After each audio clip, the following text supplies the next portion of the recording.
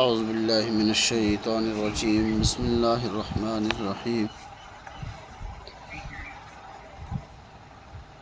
کلا بل تحبون العاجلہ وتذرون الآخرہ وجوہ یومئذ ناظرہ الی ربها ناظرہ ووجوہ یومئذ باسرہ تظن ان يفعل بها فاقرہ كلا إذا بلغت التراقي وقيل من راق وظن أنه الفراق والتفت الساق بالساق إلى ربك يومئذ المساق فلا صدق ولا صلى ولكن كذب وتولى ثم ذهب إلى أهله يتمطى أولى لك فأولى ثم أولى لك فأولى أيحسب الإنسان أن يترك سدى ألم يكن نطفة من مني يمنى ثم كان علقة فخلق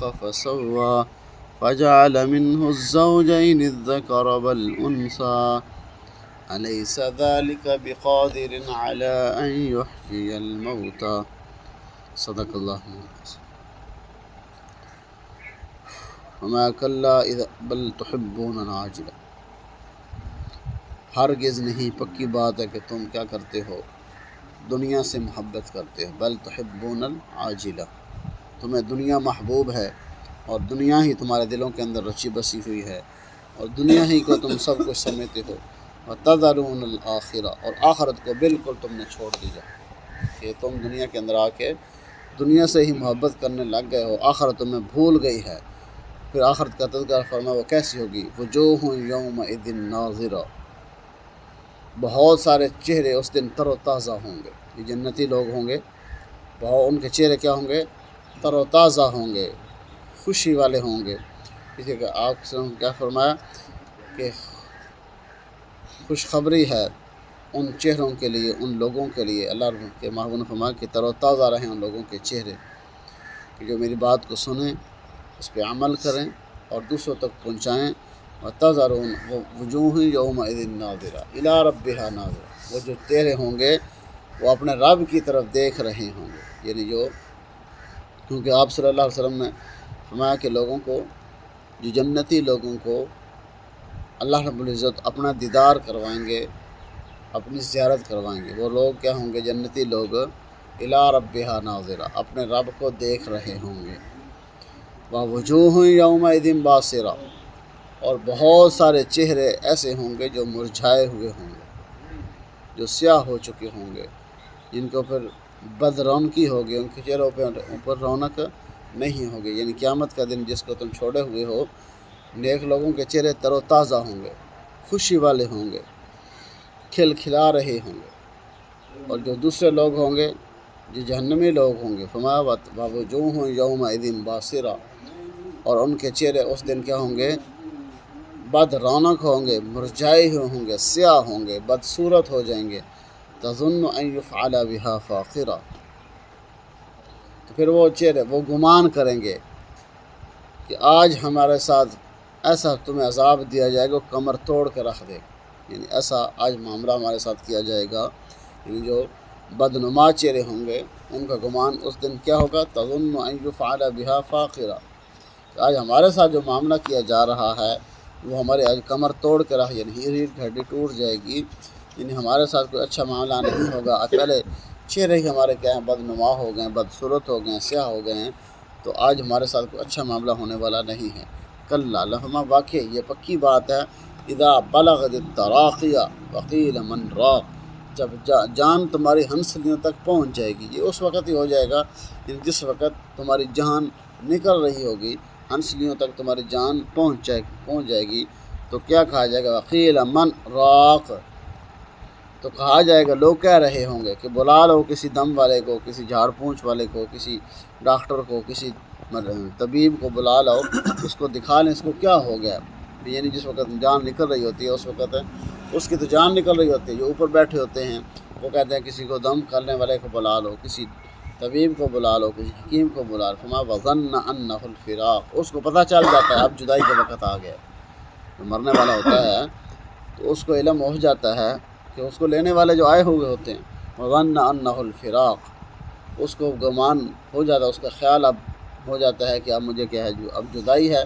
وَالْتَفَّتِ السَّاقُ بِالسَّاقِ، تو پنڈلیاں ایک دوسرے کے ساتھ چمٹ جاتی ہیں، یعنی جب جان جب انگوٹھے سے نکلنا شروع ہوتی ہے تو پنڈلیاں سب سے پہلے کیا ہوتی ہیں، سوکھ جاتی ہیں، خشک ہو جاتی ہیں، ہلنا جلنا حرکت ختم ہو جاتی ہے۔ فرمایا کہ یہ پنڈلیاں ایک دوسرے کے ساتھ مل جاتی ہیں۔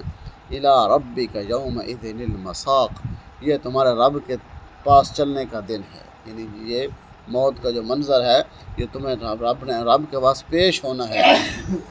فَلَا صَدَّقَ وَلَا صَلَّىٰ، اس بندے نے نہ تصدیق کی اور نہ اس نے نماز پڑھی، یعنی جو کافر لوگ ہیں، نہ وہ ایمان لے کے آئے، نہ انہوں نے کسی بات کی تصدیق کی، وَلَا صَلَّىٰ، اور نہ ہی انہوں نے نماز پڑھی، وَلَٰكِن كَذَّبَ وَتَوَلَّىٰ، لیکن کیا کیا انہوں نے، جھٹلایا اللہ کے احکامات کو، وَتَوَلَّىٰ، اور منہ پھیرا، تصدیق بھی نہیں کی کسی بات کی، نماز بھی نہیں پڑھی، اور جھٹلاتے رہے دین اسلام کو، وَتَوَلَّىٰ، اور منہ پھیرتے رہے۔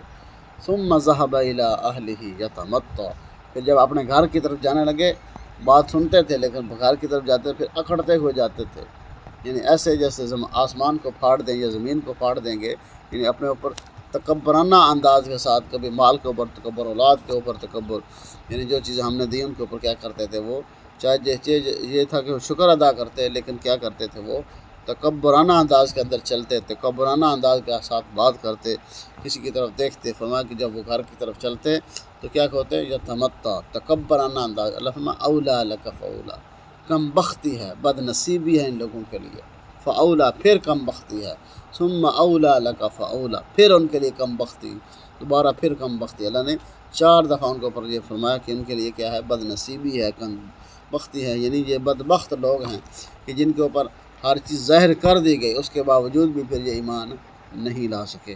ایحسب الانسان ان یترک سدی، اب انسان کا گمان یہ ہے کہ اس کو ایسے ہی چھوڑ دیا جائے گا، فضول مومر، یعنی اس کا اب جو مر گیا، ختم ہو گیا، بس دنیا کے اندر عیش، جس کو اچھا زندگی دی گئی، مال و دولت دی گئی، اس نے کیا ہے، گناہوں کے اندر گزار دی، اس کے ساتھ بھی وہی معاملہ، اور جس کو مال بھی نہیں دیا گیا اور وہ اللہ کی عبادت کرتا رہا، تکالیف کے اندر مشکلات کے ساتھ زندگی گزارتا رہا، اس کے تحت وہی معاملہ نہیں، کہ وہ انصاف کا دن ہوگا، تمہیں چھوڑ نہیں دیا جائے گا، فضول نہیں چھوڑا جائے گا، بلکہ تمہارا حساب کتاب کیا جائے گا۔ الم یک نطفۃ من منی یمنیٰ، تم کیا وہی نطفہ نہیں ہو کہ جو منی کا قطرہ تھے، پھر اس کو اللہ نے ٹپکایا۔ کہ تم اپنی حالت کی طرف دیکھو نا، کہ تم اب تکبرانہ انداز کے ساتھ بولتے ہو، تو اپنے پیدائش کی طرف غور کرو۔ الم یک نطفہ، کیا تم وہ نطفہ نہیں ہے جو من منی یمنیٰ، کہ جو منی کا قطرہ جو ہم نے ٹپکایا، ثم کان علقۃ فخلق فسویٰ، پھر وہ خون کا لوتھڑا بن گیا، فخلق فسویٰ، پھر اللہ نے اس کو صحیح سالم جسم بنا دیا، یعنی سارے اعضاء، ہاتھ، پاؤں، کان، دل، دماغ، جسم، ہر چیز اللہ نے کیا اس پانی کے قطرے سے تمہارے بنا دی۔ فجعل منہ الزوجین الذکر والانثیٰ، پھر یہ اللہ کے اختیار میں ہے، اللہ نے 2 قسم کی چیزیں بنا دی، کسی کو مذکر بنا دیا، کسی کو مؤنث بنا، یعنی کسی کو لڑکی پیدا کر دیا، کسی کو لڑکا بنا کے پیدا کر دیا۔ یہ اختیار کس کا ہے؟ اللہ کا ہے، یعنی جس کو چاہتا ہے وہ لڑکیاں دیتا ہے، جس کو چاہتا ہے لڑکے دیتا ہے، کسی کو چاہتا ہے لڑکیاں لڑکے ملا کے دے دیتا ہے، اور کسی کو بانجھ رکھ دیتا ہے، کچھ بھی نہیں دیتا۔ فرمایا کہ یہ اختیار کس کا ہے؟ یہ اللہ کا ہے، نہ تمہارے مرد کا اختیار ہے، نہ عورت کا اختیار ہے، نہ کسی کا اختیار ہے، اختیار کس کا ہے؟ یہ اللہ کا اختیار ہے۔ اور الیس ذالک بقادر علی ان یحیی الموتى، اب تمہارا یہ گمان ہو گیا ہے کہ ہم اس پہ قادر ہی نہیں ہے کہ تمہیں دوبارہ زندہ کریں، یعنی یہ سارا کرنے والا کون ہے؟ یہ اللہ ہے۔ الیس ذالک بقادر، ہاں کیا نہیں اللہ قادر اب یہ کہ تمہیں موت کے بعد دوبارہ زندہ کرے، یعنی اللہ اس پہ قادر ہے کہ جس نے تمہیں پہلی مرتبہ پیدا کر دیا، پانی کے قطرے سے، اس نطفے سے تمہیں پیدا کر کے دکھا دیا، اب دوبارہ پیدا کرنا لے کر کو مشکل نہیں ہے۔ الیس ذالک بقادر علی ان یحیی الموتى، کہ اللہ رب العزت دوبارہ تمہیں کیا کریں گے؟ زندہ کریں گے، تمہارا حساب کتاب ہوگا، اور جنتی لوگوں کو کیا ہے؟ اعلیٰ مقامات دیے جائیں گے، اعلیٰ ٹھکانے دیے جائیں گے، اعلیٰ خوراک دی جائے گی، اور جہنمی لوگوں کے لیے کیا ہے؟ اس دن جہنم ہوگی، اللہ کا غصہ ہوگا، اللہ کا عذاب ہوگا، اللہ کی ناراضگی ہوگی۔